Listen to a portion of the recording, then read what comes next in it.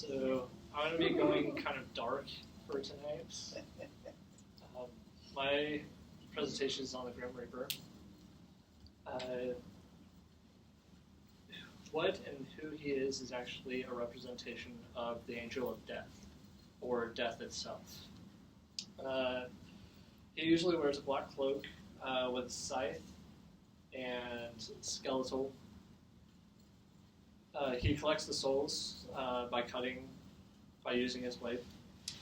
And he's been known as a psychopomp, which is a guide that helps in the afterlife. He guides souls. Others say he causes the person's death by his touch or by someone touching him. It originally started back in Greek mythology with a man named Thanatos, who was the brother of the god of sleep, which is Hypnos. And both of them were actually depicted as very handsome, gentle, happy men. They were young, pleasant, helpful, and their job was to accompany the departed into Hades, where they would deliver the souls to Charon, who would ferry the dead across the river Styx.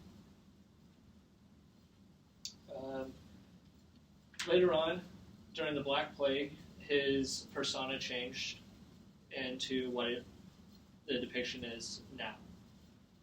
Since there was so much morbidity, Death's persona was changed from young pleasant to skeletal and demonic. He was also placed with or paired with a weapon, either a dart, a crossbow, or later on a scythe.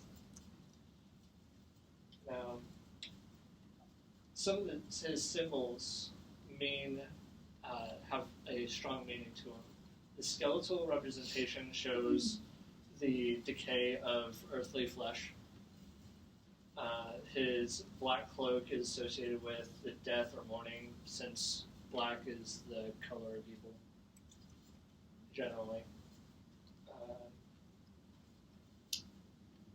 And his cloak represents a form of mystery and menace, since most people are frightened by what they can't see. His weapons were arrows, darts, crossbows for a while, and later in the plague, they decided to change it to a scythe, which is a farming tool, which will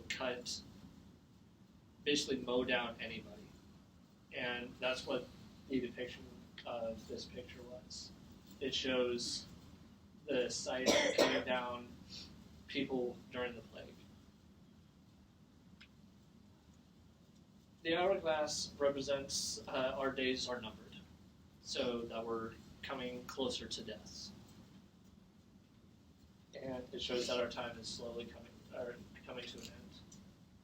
He does have several powers: immortality, manipulation of events to cause a person's death, teleportation of himself or objects, people, to go to places in the afterlife. He can resurrect himself or other people. They say that he can reach souls by physical contact or his scythe. He can heal wounds or cure illness, invisibility, invulnerability, fly, the ability to phase through solid matter, and kill living beings or supernaturals with his touch. And in today's culture, there are several different ways that people have shown the Crow, or shown the Grim Reaper. With the movie The Crow in the comic book, the Crow is the psychopomp, which brings the person back to life. It's basically a representation of death, or the Grim Reaper, bringing someone to life.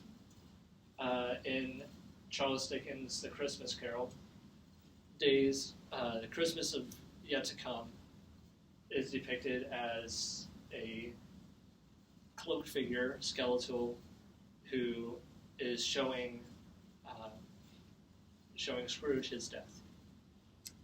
And in the Deathly Hallows, Harry Potter and the Deathly Hallows, we have the story of the three brothers.